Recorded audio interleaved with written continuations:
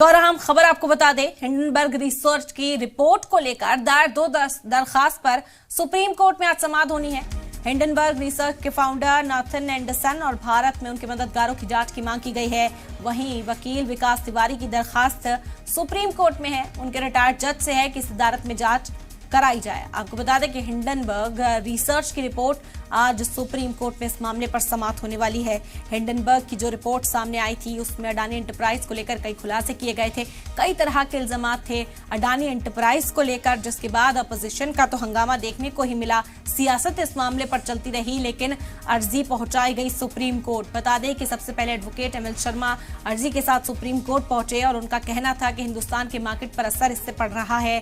Adani enterprise को बदनाम करने की साथ ही साथ हिंदुस्तान पर कई तरह के इल्जामात लगाने की ये रिपोर्ट है और इसकी जांच होनी चाहिए। हिंडनबर्ग के जो ऑनर हैं उन पर एफआईआर हो, साथ ही साथ जो हिंडनबर्ग के मददगार हिंदुस्तान में मौजूद हैं उनके खिलाफ भी कार्रवाई होनी चाहिए। तो आज इस मामले पर समाअत है। सुप्रीम कोर्ट पर निगाहें टिकी रहेंगी कि आखिर कोर्ट इस मामले में क्या फैसला सुनाता है। बता दें कि एक और अर्जी सुप्रीम कोर्ट इसके बाद पहुंची और ये मांग की गई है वकील विकास तिवारी की अर्जी में कि रिटायर्ड जज की सदारत में ये जांच होनी चाहिए। फौरी तौर पर इस जांच को कराने का मुतालबा किया जा रहा है।